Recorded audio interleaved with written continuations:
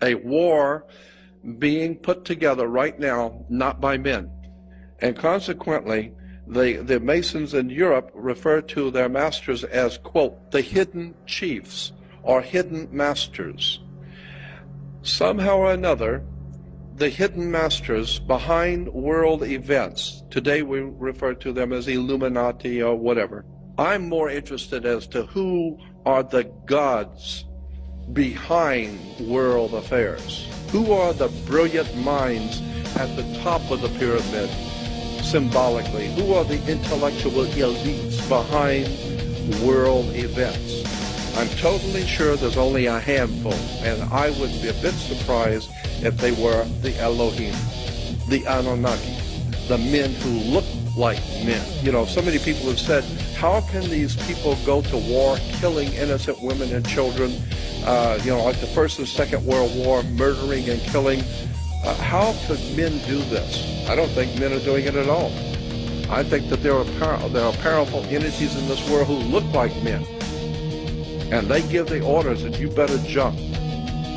And I don't care if you call yourself president, it just don't matter. If you get in their way, they'd sooner kill you as anybody else. They got an agenda, and you had better jump when they say.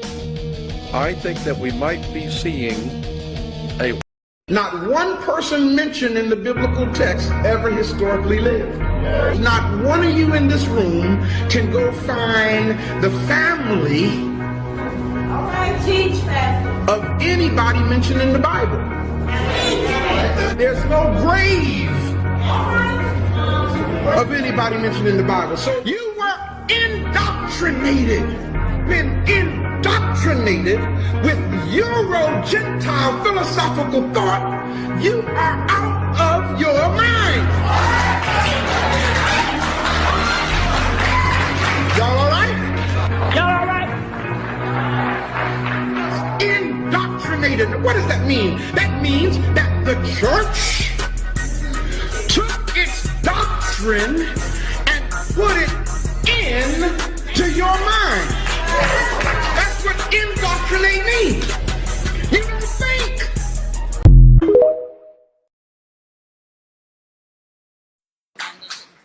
So I'll refer to what Dr. John Henry Clarke often said, that if you are an African person and you choose to be a Christian, then find the Africanness within Christianity. If you're an African person and you choose to be a Muslim, then find the African roots of Islam and be true to that.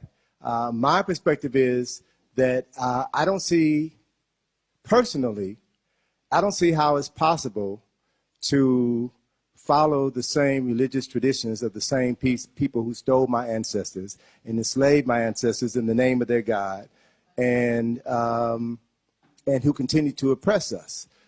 If Christians were true to their 10 Commandments, then we would be having this conversation under a mango tree in Africa right now. Thou shalt not steal, huh? They stole over 100 million people. So let's be clear, since you said that we are at war, and religion is a tool of war. Christianity is a religion that has murdered millions and millions of people over thousands of years. Islam is also guilty of murdering millions and millions of people. So I have a problem with that. I have a problem with people coming into my home and enslaving my people simply because we call the Creator by a different name.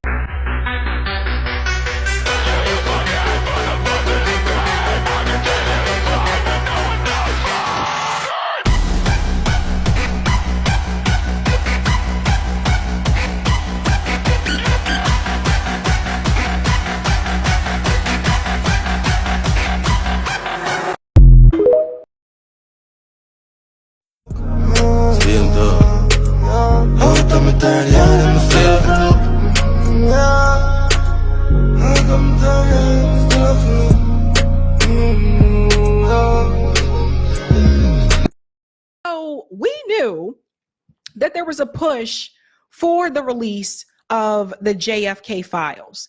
And I forewarned people that these files are not going to be released without some type of redaction, right? And that's exactly what happened. Now, I'm going to go through some of the important pieces of those files that I think you should see. There was only one part in particular that I did not know about. I was surprised by, but the other information that has been, circulating around the interwebs, we already knew about. I knew about it. You knew about it if you saw my interview with Rick Sterling, and I'll get into that as well. Long story short, most of this information was information that already existed on the internet anyway, but I do want to show you what they tried to hide. Let's go ahead and get into that. It's really interesting, folks. Shout out to Hotspot. They did a whole thread for this. They're doing the damn thing. From the recent JFK file dump. Look at this here. CIA has no objection to declassification and or release of CIA information in this document except brackets. So we will look at the brackets. The first bracket here, the Israeli Intelligence Service. So do you see this bracket right here? CIA directors permitted Angleton to run several intelligence projects, many of them with the Israeli Intelligence Service. So we'll go a little bit further here and you'll see what they did not want released.